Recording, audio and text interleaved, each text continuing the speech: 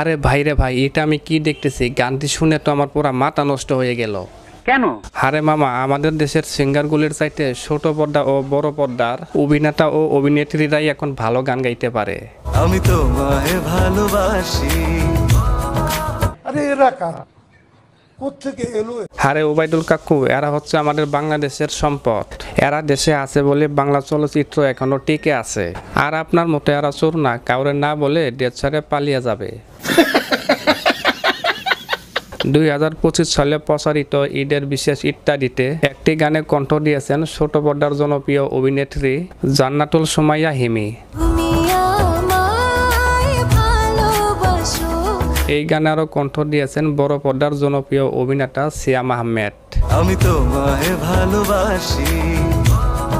এই দুই শিল্পী কখনো একসঙ্গে অভিনয় না করলেও ইত্যাদিতে তারা একসঙ্গে গাইলেন একটি চমৎকার রোমান্টিক গান।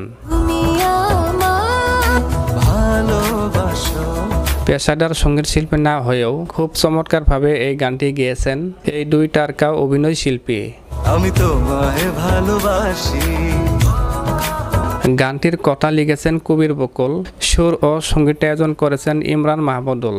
তুমি আকাশ ভালোবাসো নাকি সাগর ভালোবাসো? গানটি একেবারে অসাধারণ হয়েছে, যা এর আগে কখনো ইত্যাদির অনুষ্ঠানে কেউ গাইতে পারে নাই। আমি তোমায় ভালোবাসি। ছোট পর্দায় যেরকম অভিনয় করে মানুষকে মাতিয়ে তোলে, তেমনি এই রোমান্টিক গানটি গেয়ে ইত্যাদির অনুষ্ঠানটি মাতিয়ে তুলছে জান্নাতুল সুমাইয়া হিমি। আর আমাদের সিয়াম ভাইয়ের কথা আর কি বলবো, উনি এবার ঈদে বড় পর্দায় জঙ্গলি সিনেমা দিয়ে যেভাবে দর্শকদের ফাটিয়ে দিছে, আর এখন এসে ইত্যাদির অনুষ্ঠানকে কাঁপাইতে। ভালো লাগে, জোনাকিও ভালো লাগে।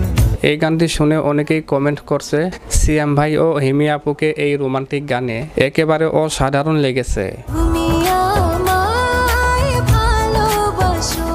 হিমি আপু ও সিয়াম ভাইয়ের কণ্ঠে এই রোমান্টিক গানটি আমার কাছে অনেক ভালো লেগেছে, এজন্য আমি এই গানটি তোমাদের সাথে শেয়ার করলাম। এই গানটি শুনে তোমাদের কেমন লাগলো অবশ্যই কমেন্ট বক্সে জানিয়ে দিবা। আমি তোমায় ভালোবাসি।